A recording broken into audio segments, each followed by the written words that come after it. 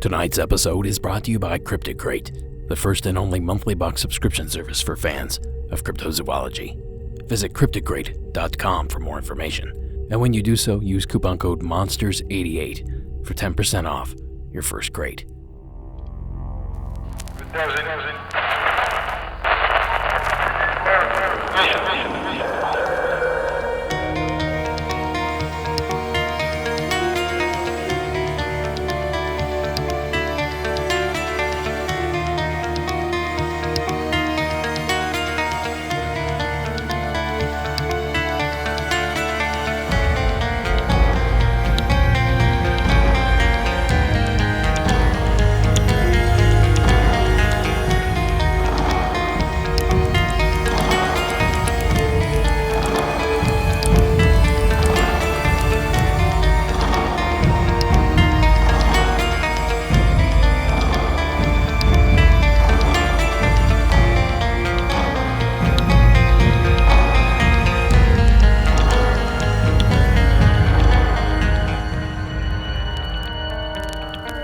Good evening and welcome to Monsters Among Us.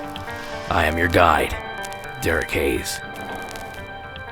Welcome to the program, everyone. We are finally home. For those that didn't know, we spent the last week either visiting family in Ohio or attending the 3rd annual Cryptid Con in Lexington, Kentucky. But more on that here in a little bit. Now, tonight's episode is a bit weird, for lack of a better term, but I'll also get into that here shortly. But first, I need to kick things off with a call. The following is Joe's submission from the state of Georgia.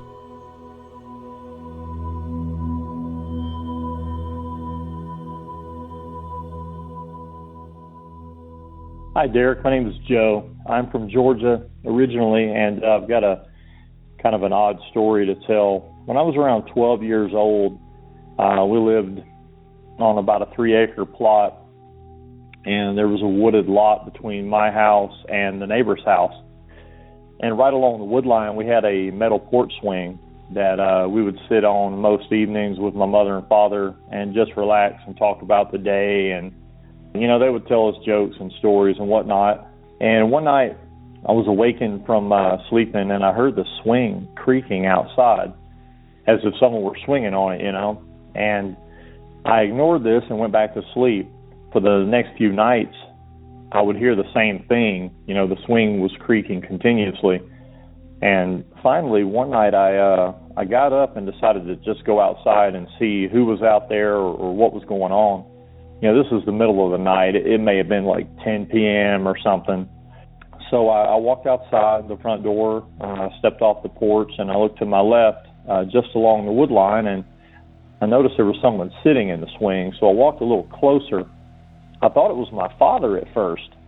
As I got closer to the swing, I realized that it was not my father. It was the devil. And he looked as if he were in human form. He had a red aura, and, you know, it was a very troubling thing to see. Oddly, though, I wasn't afraid. I was actually, it felt comforting and almost hypnotic, and he asked me to come and sit with him in the swing, and I told him no, and that he needed to leave. So the moment I said that, he disappeared, and the swing just abruptly stopped, and I was left standing in the front yard in total darkness, you know, alone. So I walked back inside the house, and my mother woke up, and she said, you know, what in the world are you doing outside? And I didn't tell her anything. I just said, hey, I thought I heard a noise, and I went to check on it, and I'm going back to bed. It was just a weird situation, but yeah, I mean, the face was very demonic and monstrous looking, and like I said, he had this red aura. You know, she didn't know my mother didn't know what I was doing outside. I've never told anyone the story, and it's troubled me for quite some time, you know, to think about it. And I actually thought that if I ever brought it up again or mentioned it again, that it would occur again. So I just shoved it back into my memory bank and thought, hey, you know, that's just a weird thing to happen. And never want that to happen again. But yeah, that's my story. Love the podcast, and best of luck with the show, brother. Take care. Thank you for that story, Joe. Now, this may come as no surprise, but I'm a bit of a Stephen King fan. Now, unfortunately, I don't have a ton of time to read books, but on occasion I will fire up one of his audiobooks while I'm doing some work around the studio. And one of those audiobooks I found in particular reminds me a lot of Joe's story. It's a short story entitled The Man in the Black Suit.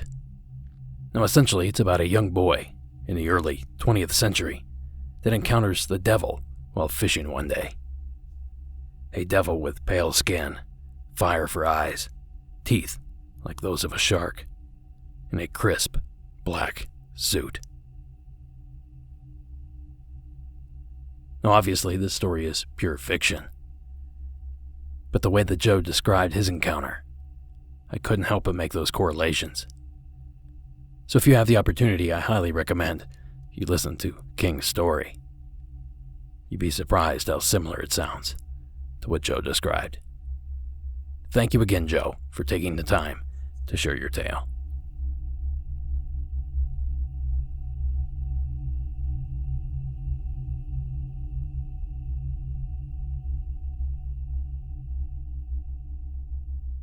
Now, as I mentioned in the intro of the show, we're just now returning from CryptidCon, a weekend-long conference in Lexington, Kentucky, about all things cryptid.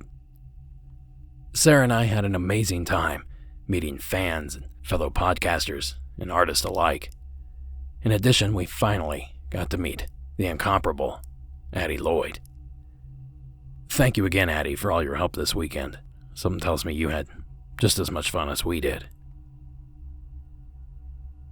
But this is where things get a little bit weird.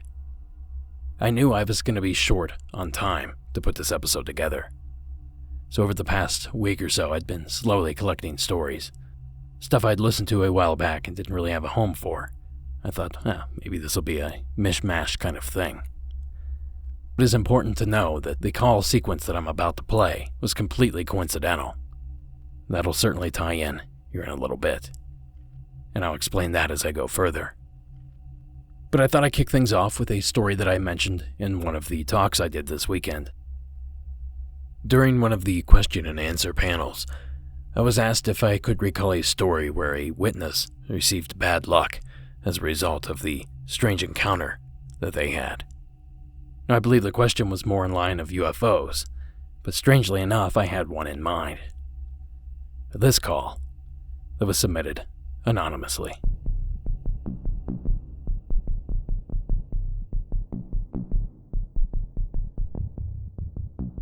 Good morning, Derek. This story takes place in Massachusetts. Me and my sister go on a yearly spook tour, if you will, where we go to haunted locations or just check out cool locations each year. And we went to Salem, Massachusetts this time.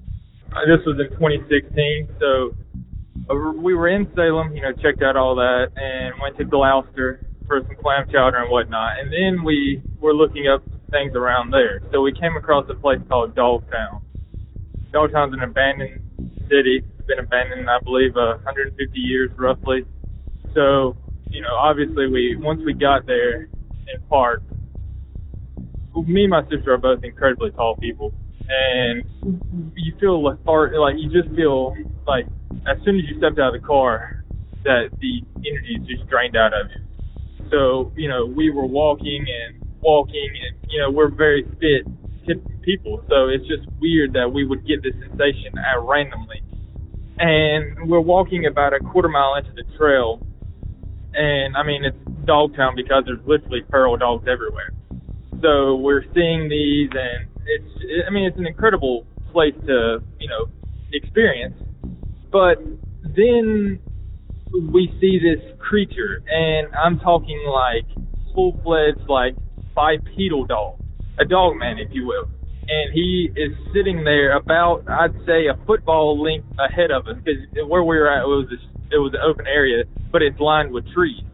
And it's just sitting there, and it's almost like it looked at us, and it literally just turned around and walked away. And it's one of them things, like, we had the wits about us to pull our phones out and look in that area, and these were iPhone 7s, or it was the Plus, and the entire screen is almost like fizzled, like a static on a TV screen is what our phones were doing at that time when we tried to capture it. And as it walked away, we hightailed it out, but it was almost like we were stuck in molasses.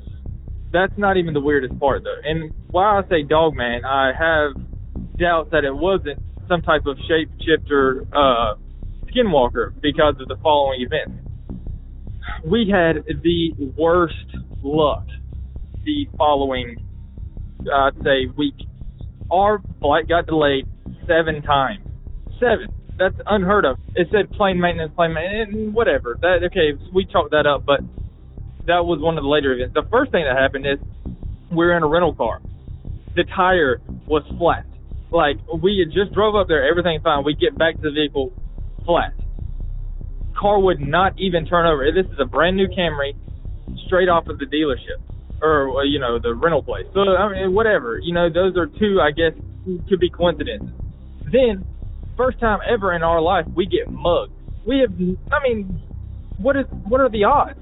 Mugged in freaking Boston. I guess Boston isn't like the best area, but getting mugged just seems like it's just weird. All three of those combined. And then the weirdest thing is that randomly we find out that we're not actually brother and sister. And this is 20 years later that all this happened after seeing this creature, that we find that out, that we're not even technically full brother and sister. Like, I remain anonymous for this reason. I'm telling you all this. But all those things compiled with other little things, Dogtown is one of those places that if you ever want to experience how bad your life can be, go there, and you will. Thanks for the call. Love the podcast. Have a good one.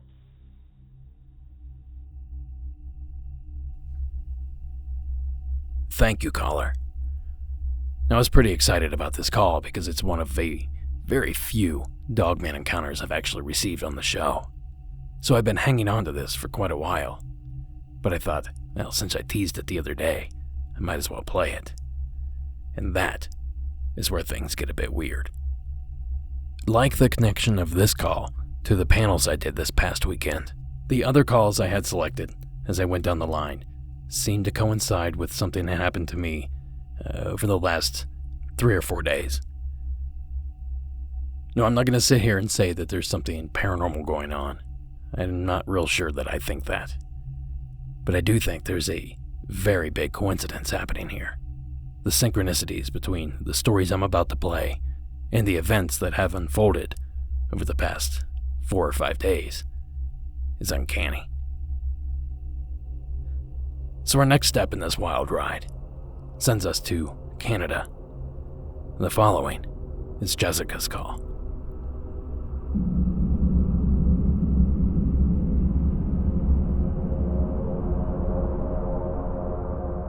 Hey Derek, my name is Jessica and I'm from northeastern Alberta, Canada.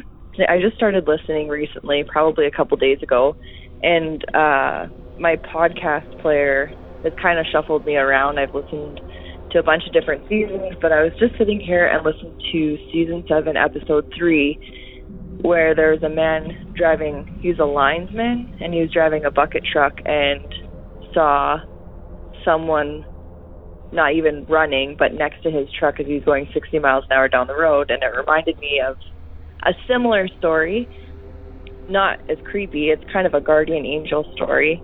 But a few years ago, my papa passed away, and they lived in Oliver, British Columbia. So it was about 13 or 14 hour drive from here. So I drove down there for the funeral. I was there for a couple of days.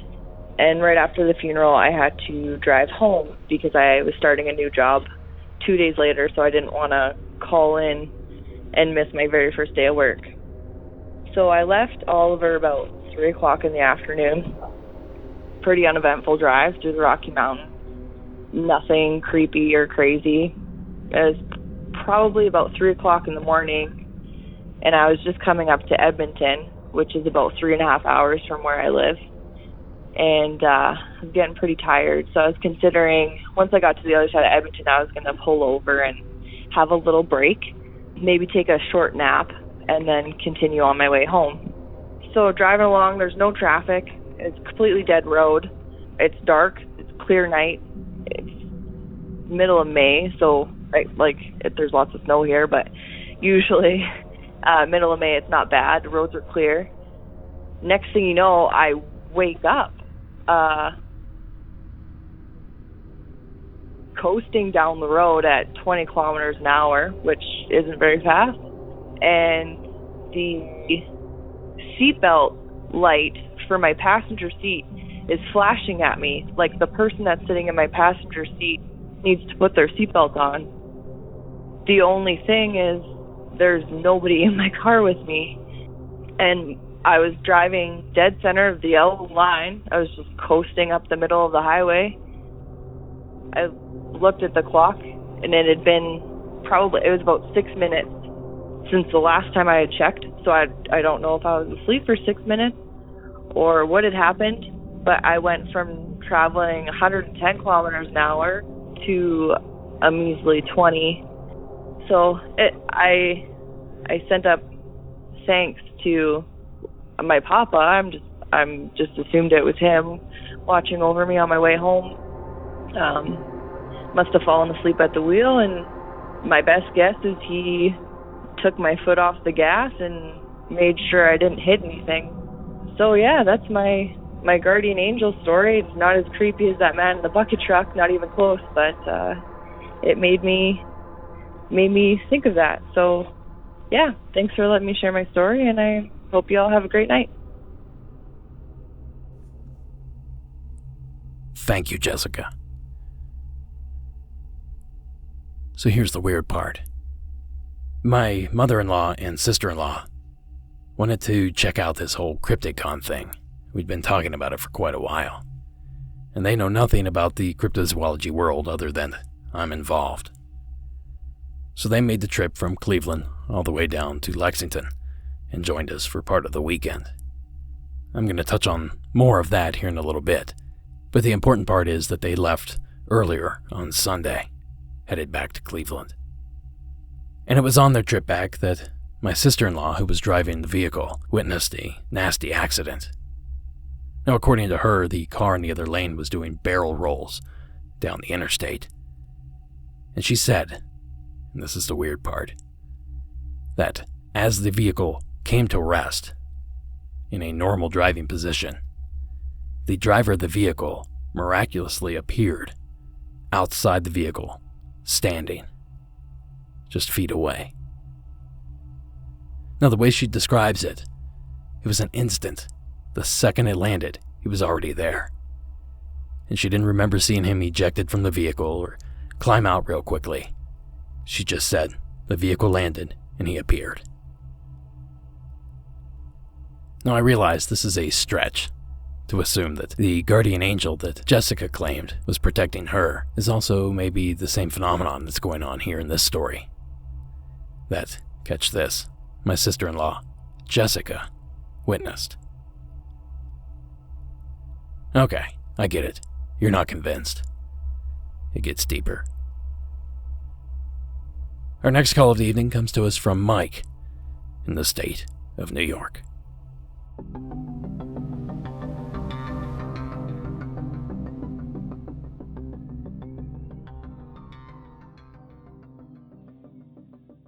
This is Mike calling in for the ongoing UFO stories. So my story takes place in upstate New York, more specifically in the town of Hyde Park, which is in Dutchess County, New York. So these took place on a couple of cold winter mornings in the middle of December just last year. It happened almost exactly the same time in the same way. It's usually about 5 a.m., still dark out, cold, clear winter skies. I was just taking one of my dogs out to go to the bathroom, and I usually just look up at the sky while they're busy looking for shooting stars, passing airplanes, or constellations like Orion's Belt or the Big Dipper. So one of the mornings this occurred, I noticed out of the corner of my eye as I'm looking at some cluster of stars that there was a small flash of light. Nothing too brilliant or bright, but enough to catch my eye. So as I look over, I watch as the little star just zips across the sky from an easterly location, which is at the tail end of the Big Dipper, and moves west and then stops almost perfectly dead center in the middle of the sky. And then, just for lack of a better word, floats north very steadily with no blinking lights or any that stay on like the way a plane would, usually a red light with a flashing white light. Also, this was much higher and definitely moved much faster than your average commercial plane, something like a JetBlue passenger plane. This happened the exact same way a couple mornings in a row, which was odd to me because I couldn't tell if it was maybe a satellite that I was seeing orbiting the Earth or an actual UFO, but those were the last time I'd seen anything.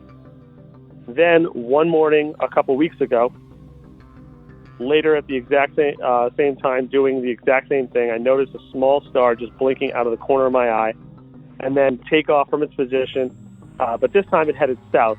Again, still traveling at a much quicker speed than a normal airplane would.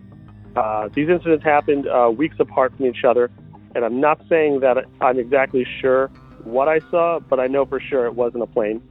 Thanks for letting me call in and tell my story. I absolutely love the show, and keep up the great work. Thanks. Bye. Thank you, Mike. Now, several months ago, Mike actually reached out to me asking for help. He didn't submit a story per se. It was more that he was telling me about the encounters he was experiencing and looking for answers.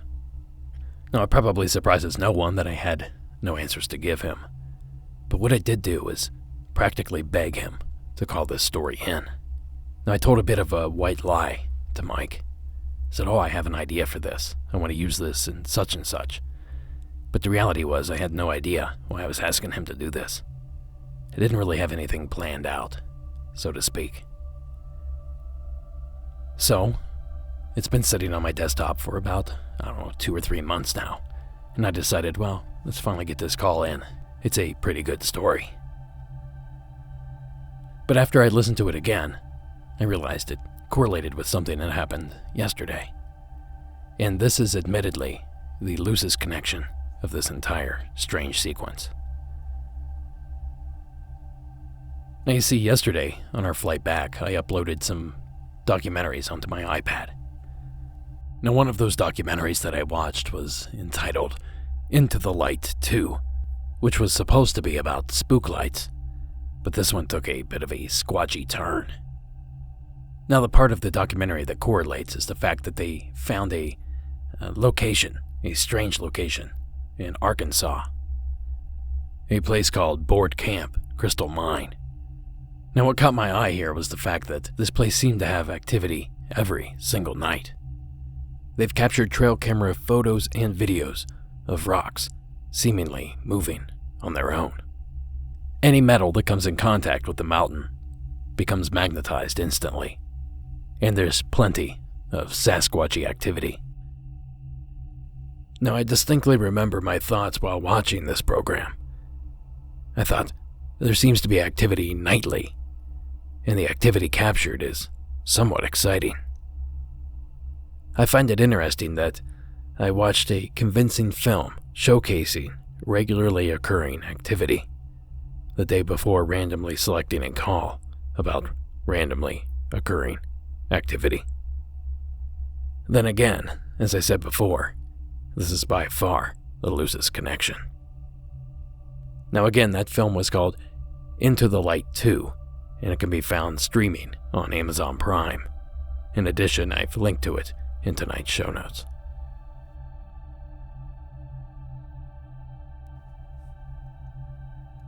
Before I move on to the next story, I need to hit a couple of these things up here.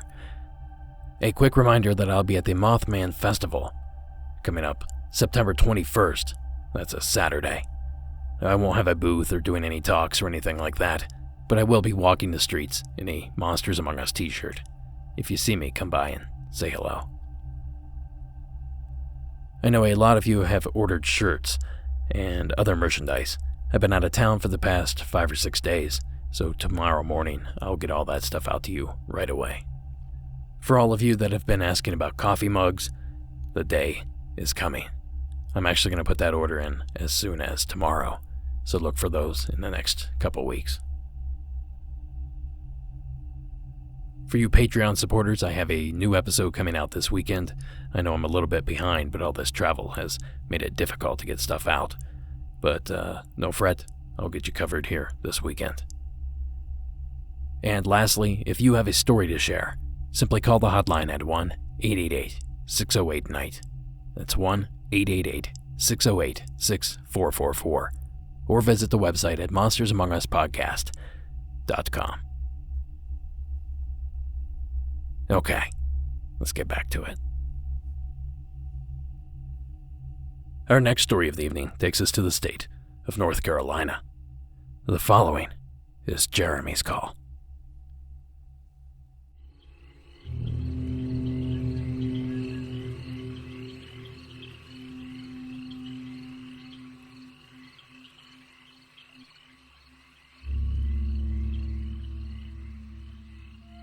Good afternoon, Derek. My name is Jeremy. It's coming to you from North Carolina. Growing up, my father's best friend was a Lumbee Indian, and we used to, go down to Lumberton and fish in the Lumber River, which is the only black flowing river in North Carolina. So about 3 years ago, we went back down, and we were down boating around, it was around 10 o'clock. It was very, very dark outside, but, we had lamplight. And all of a sudden, this was just a little John boat, and all of a sudden, a wave came by us. And, this is a nice flowing river. We wasn't at any of the rough spots, but this wave came out of nowhere. And all we saw was spikes on the back of this, whatever it was. And I kid you not, we were in, I'd say it was a John boat was 13, 14 foot long. This thing was probably at least 10 foot in total longer than this boat. So as we're going, we're trying to keep pace because, this is actually a very thick wave. So as the creature cuts up into the woods, we see it. It's a snake. But this is literally a 25-foot long snake in North Carolina in the Lumber River.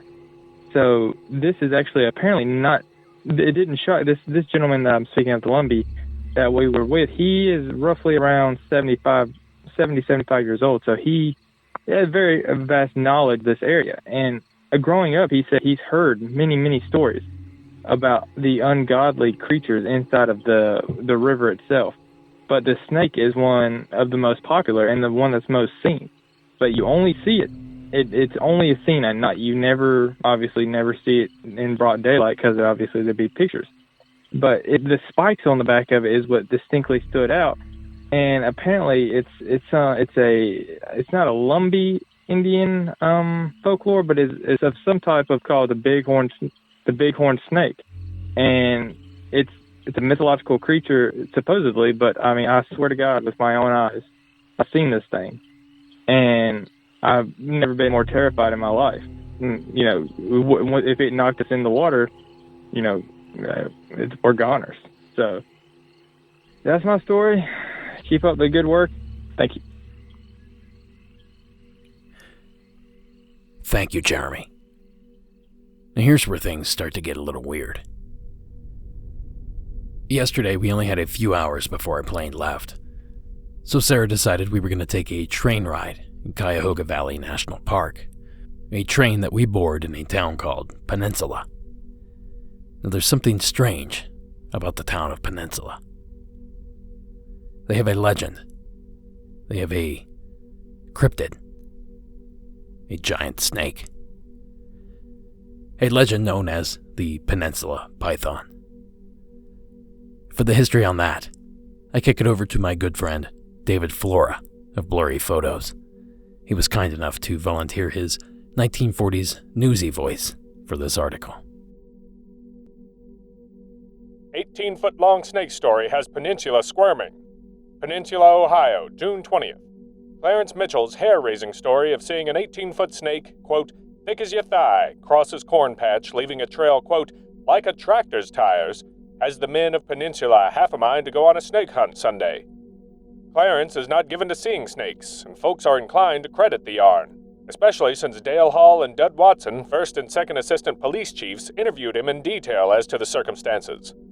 I got the straight of it from Clarence and his mother, Dixie, where they live on the West River Road, on the first bend south of the big swamp between Everett and Ira.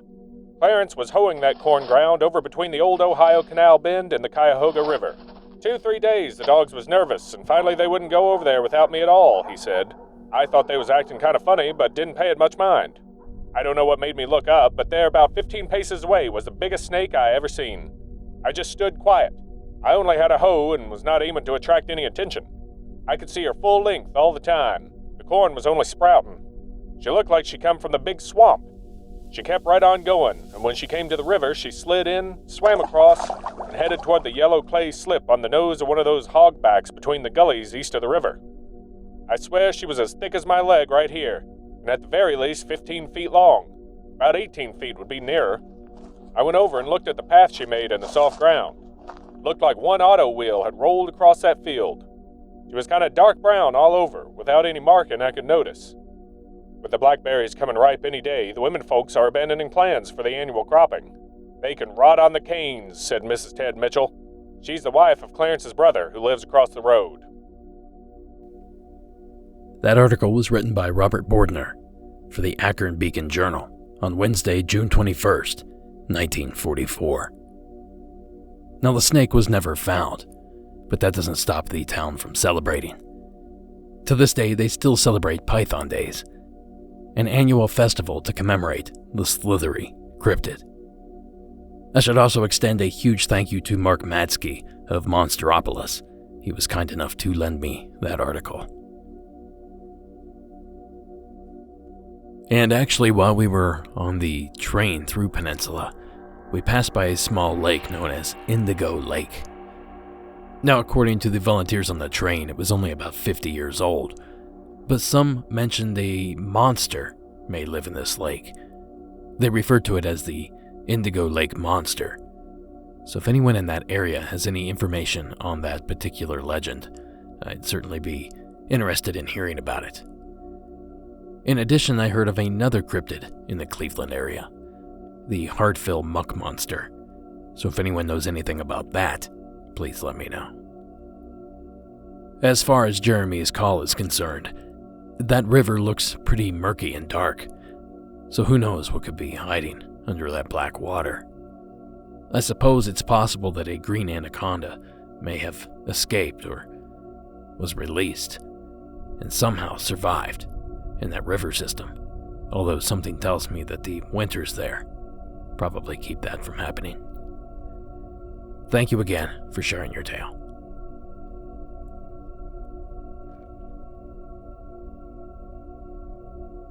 So obviously, all of these calls seem to line up in some way with the past week that I've experienced, and I needed one more to round out the entire episode. So, I decided to do a little experiment. I toggled through my email, which I have several pages of unread submissions. I get several a day, so it's hard to keep up. And landed on a page. Granted, my eyes were closed. Picked one of those random emails and played the call. To my surprise, it came from a city that I'd just driven through twice. Of all the cities in the world, somehow Cincinnati came to the top. The following was submitted anonymously. Hi, I'm just calling to talk about a story that happened across from the cemetery where I live, Spring Grove Cemetery in Ohio, Cincinnati, Ohio. I have a few stories about the cemetery. They're both ghost sightings. The first one happened maybe 5 years ago. It was the first time we had a new bass player in our band. I used to be in a band. And he was driving up past the cemetery on the way to our practice space, which was on the other side of the cemetery, actually still facing the cemetery, like way on the other side. And he showed up to his first practice, and he was white as a ghost. We were like, what's wrong? And he said, I just saw the freakiest thing. This woman, while I was driving, this woman dressed all in white, very old, was just walking across the road right in front of the cemetery. There's these big gates that go past the cemetery, so you can't get in that way. She was walking on the road that's adjacent to the cemetery, and I saw this big truck come by, and I slammed on my brakes because I thought she was going to get hit, and the truck just drove right past her, and she was gone. So that's the first story. The second story happened a couple of years later when we were actually on tour, and we were talking to this girl who actually used to work in one of like the little farms on the other side of the cemetery, and we told her that story, and she said that one time she was cutting across the cemetery on the way to her job, and they would jump the fence. Like I said, there was a fence. They would jump the fence, and she was jumping this fence, and she felt somebody grab her hoodie from behind and pull it, and she was physically pulled back in this exact same spot, turned around, and nobody was there. So do with that what you will. Maybe both of them were totally pulling my leg, but I don't. They're pretty trustworthy people. So I would probably venture to say not pulling my leg. I don't know. Both totally freaky. I am living within maybe 100 feet of the cemetery too, which totally adds some spookiness. But I've never seen anything myself. This is all hearsay. But still totally creepy. So yeah, thank you. Thank you, caller. I remember driving through Cincinnati each time thinking, I should spend more time in this town. Of all the Ohio cities, it's by far the one I've spent the least time in. And that's strange because I grew up a huge Cincinnati Bengals fan and Cincinnati Reds fan. Now I have a bit of full disclosure here to share with you. That is actually not the call that I clicked on. The call I clicked on did come from Cincinnati and did mention the town several times, but unfortunately, the quality of the call was so low I couldn't share it. So I did a search and found another Cincinnati call. And as it turns out, that one cut off halfway through. Luckily, there was a third submission, and then a fourth. So I'm going to go ahead and share that fourth submission with you now as well. So I should mention that if you called in and your story was about the Cincinnati area, you need to call in again, because your call is unusable. So back to that additional Cincinnati-themed call. I'm going to suggest that if you have young children listening, you may want to turn this off or take them out of the room. There's no vulgar language used, but the situations are a bit adult in this next call. So without further hesitation, the following was submitted anonymously from the state of Ohio.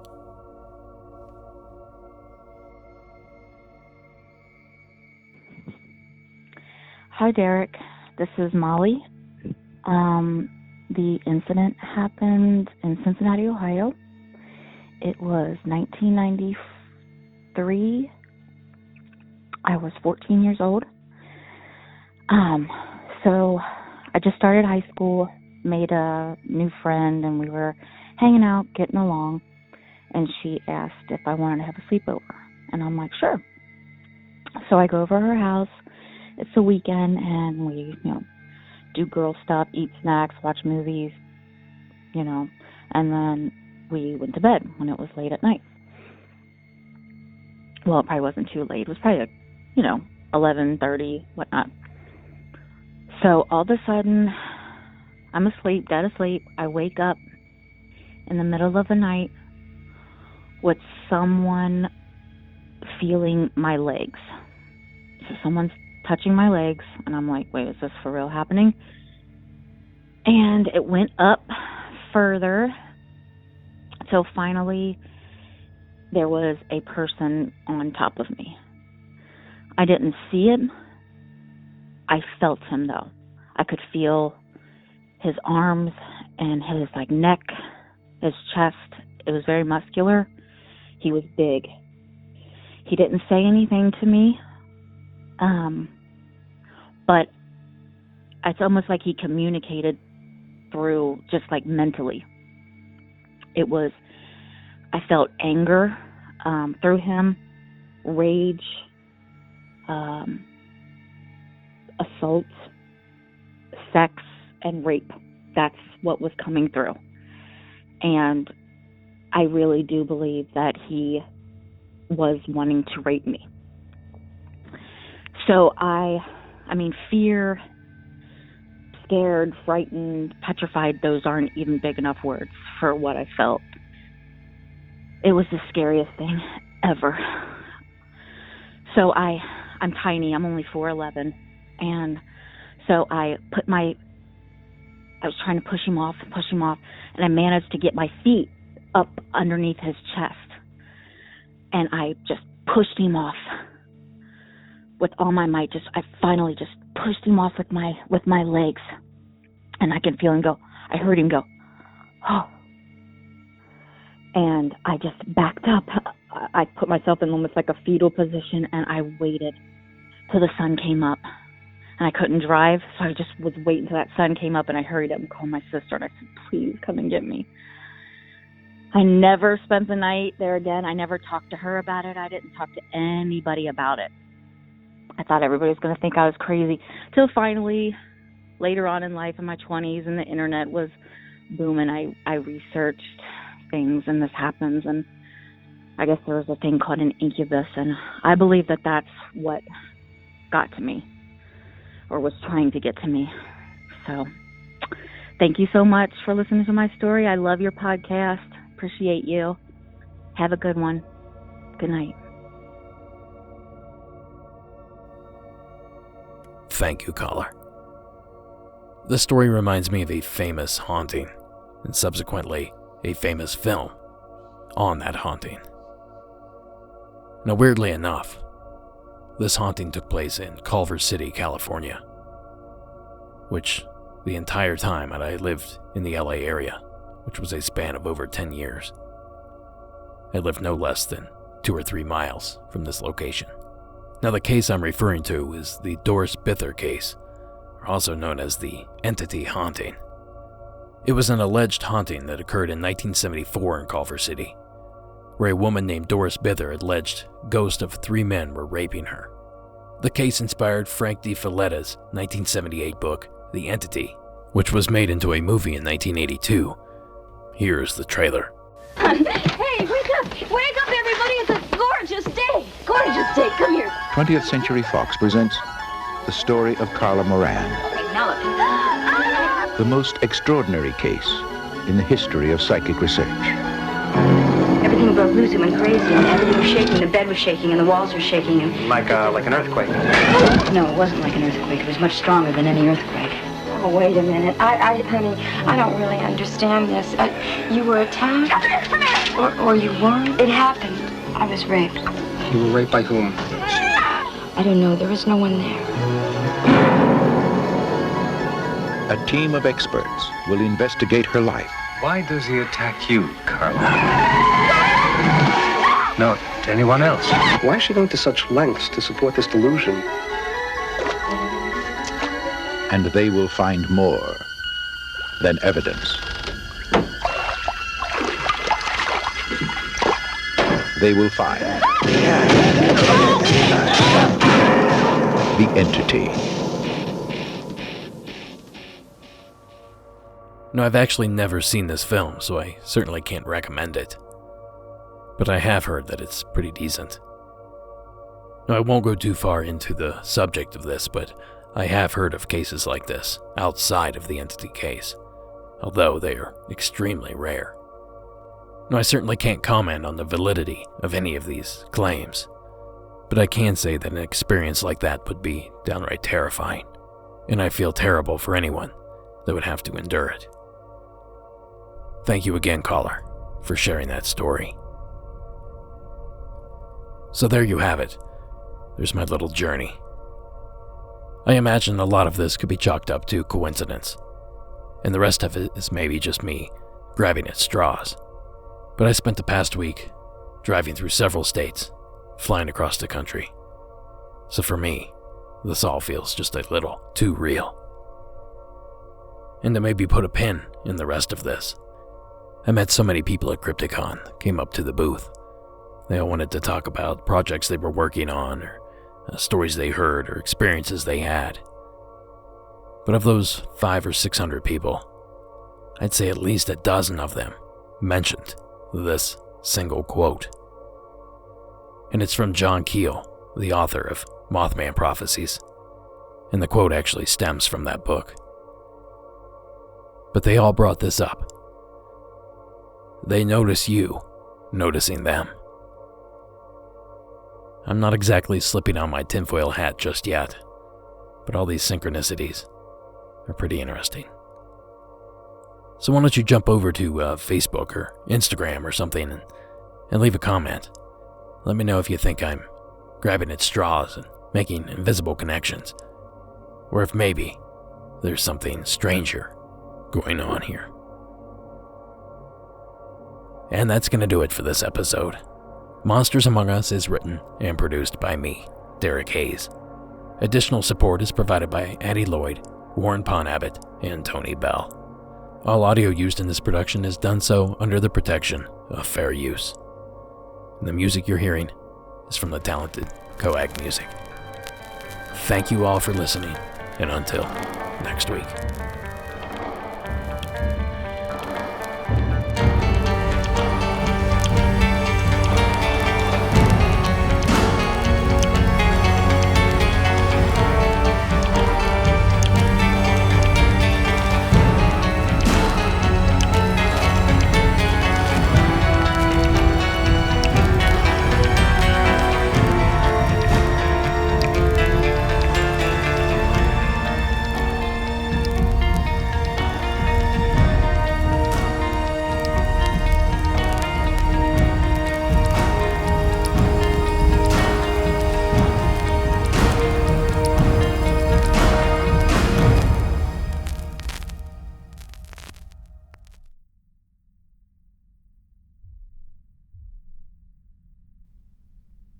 Thanks for sticking around.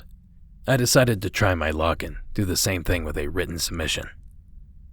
That said, I knew this episode needed a Bigfoot call, so I went to my Bigfoot folder and blindly selected a written submission. So tonight's submission comes to us anonymously from the state of Tennessee. Hi, Derek. When I was young, it was a Memorial Day tradition for me and a bunch of buddies to go camping deep in the Daniel Boone National Forest. To preface this entire tale, I'm not going to lie and say we didn't imbibe in a few beverages on our yearly 3-day outing, but certainly nothing too extreme because we liked going deep and didn't want to risk injury. Nothing super exciting ever happened besides your usual campfire chats and hiking sessions. We generally liked to camp near small creeks and rivers, as it was an easy way to keep up with our whereabouts. In the late 90s, cell phones weren't a big thing yet, particularly for a group of 20-somethings in the woods. On this particular day, we had set up camp and sat around chatting. Finally, with our youthful energy brewing, 2 of us decided to take a hike. Nothing out of the ordinary. Just birds chirping, the heat of the day, wandering almost aimlessly, and simply living in the moment. All of a sudden, down a fairly large embankment, we look down and see a small creek. In this creek, crouched down in a squat, is a brown creature the size of an NFL linebacker. Maybe 6'5", splashing in the water. Its back was to us, but we could see it was no bear. It had hands, fingers, and legs, just like a human. It was just splashing around like a child would do. Long, brown hair. Definitely not tightly packed fur like a bear. We took off. fear took us over.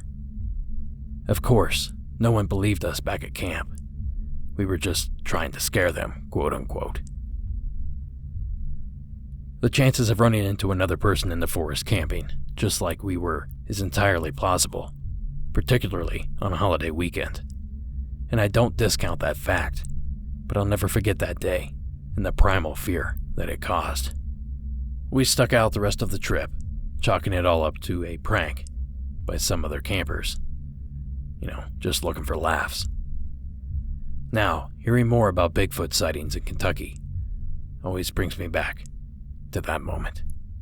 Thank you for letting me share my story. Well, thank you for sharing that story. And at first I thought, here we go. Yeah, this one takes place in Kentucky and I just spent the weekend in Kentucky. But that wasn't quite enough. And then I thought about something. Sarah's grandparents actually live in Kentucky, and her grandfather had some complications over the past week and was rushed to the hospital in Knoxville, Tennessee. And since we were in Lexington, Sarah and her family decided to take a quick trip down to Knoxville to visit him in the hospital.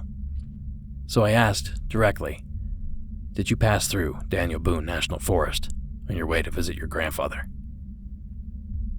And to my surprise, or perhaps not to my surprise, she did. And not only that, but they had a lengthy conversation about visiting that very park sometime soon. So, take this however you'd like, but this is exactly how all this went down. Thanks for listening. Have a good night.